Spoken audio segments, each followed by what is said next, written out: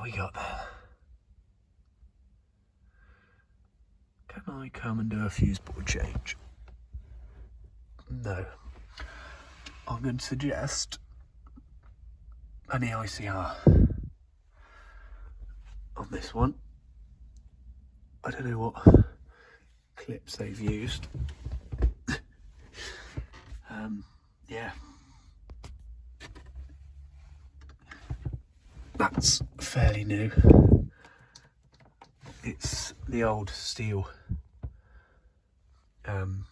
earth stranded, and I'm guessing, if I had my torch, that is going to be the tinned copper conductors as well. TNS.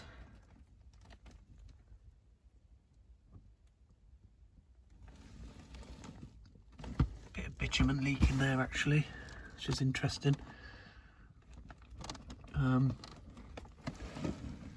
That's very poor from the DNO there. It's just got some tape.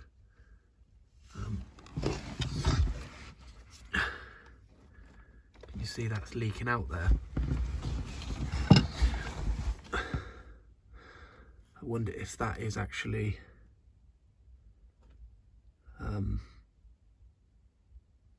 gooey or not. Have I got anything to have a look with? Let's have a look.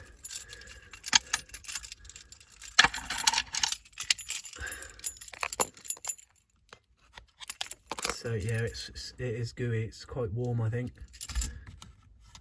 I don't know if that's loose. I'm gonna have to get the client to get the DNO out to have a look at that actually first. So there's that. We then got split. So we've got 1 meter smart meter, which has obviously been done.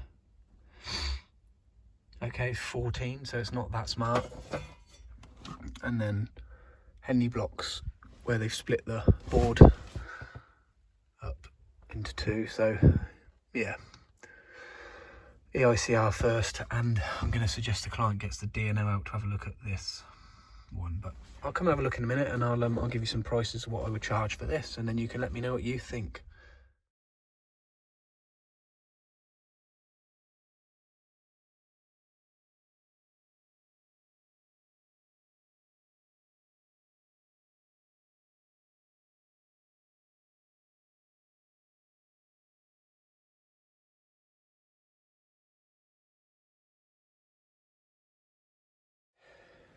Literally is a toilet under the cupboard. Look.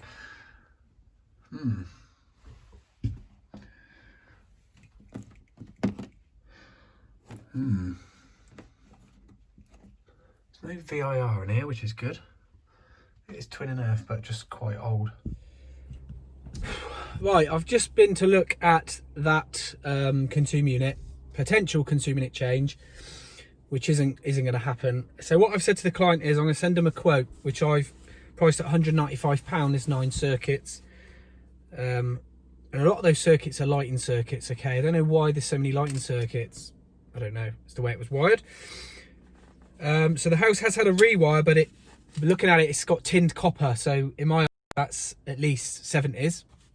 Let me know what you guys think down below. It's at least 70s. And so that'd be £195 for the EICR. And as you can see, there was the bitumen that was leaking. I've taken some pictures of the state of the sockets and stuff. As you can see, surface sockets. So as soon as you just dive straight in and change a consumer unit, you're then responsible for like the sockets and stuff. So if you do an EICR before and you tell the client, you know, what might need to happen as well on the day, if you do the board change, at least they're aware there's going to be additional costs. It just makes it a bit easier. So there's potentially 2 boards. We can get rid of the 2 boards and fit 1 board. So I'll give you my price and what I've priced it for, okay? So it would be a 13-way fuse box RCBO board with a built-in SPD, okay? I've allowed for some tails, the flexi tails, you know, the flexi tails.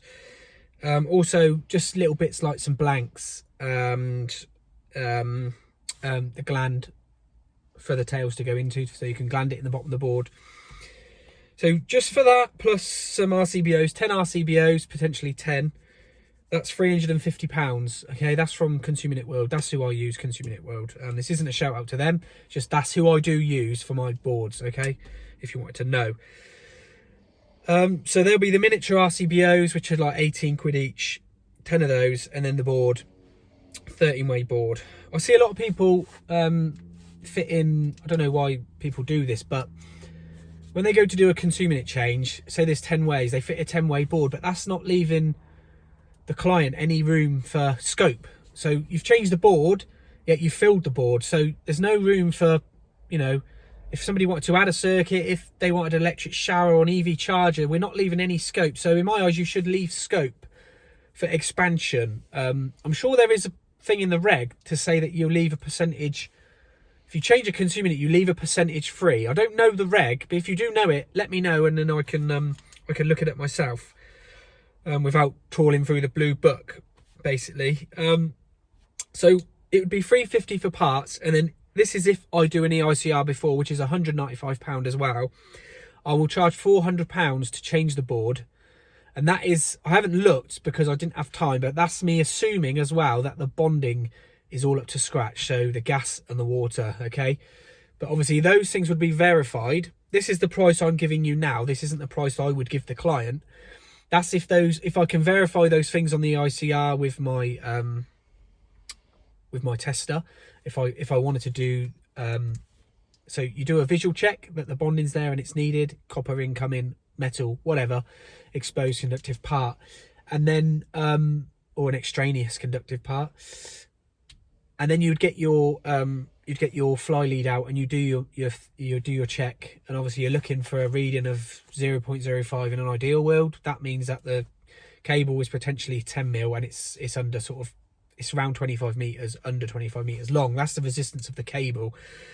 Anything more, you might want to upgrade the bonding, because a lot of the old bonding conductors, the green ones, are 6 mil, so you might want to upgrade them to 10 mil to give you the within the reading there. But obviously it's guidance again. We're just guided by the regs. They aren't you know, they're not law, they're just guidance there, a bit like the on-site guide.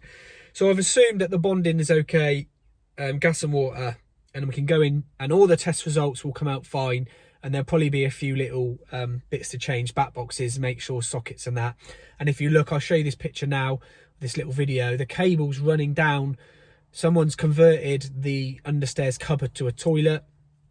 That would have been one cupboard at one point where the board was, and they've run all the cables along the stringer of the stairs, and they're exposed, and some of them aren't even clipped. So I would probably suggest to the client that we either, if he doesn't want those trunking, I'd have to re-clip those cables, and then he could paint them white or something. It's up to him, it's entirely up to him what he wants to do there. But there's little things like that, cables not supported throughout the length of their run, that I would just recommend on the test sheet. And I would probably do it if I was changing the board.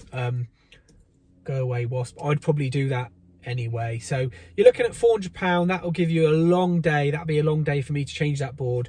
Just recheck my readings, compare what I did on the EICR. Okay, so you're looking at £350 for the materials and £400 labour on top of that, and then £195 for the EICR. So roughly £1,000 for an SPD board with RCBOs. Okay, that's my price. That's where I am in the world. I'm down south, I'm in Oxford. It's quite expensive to live in Oxford.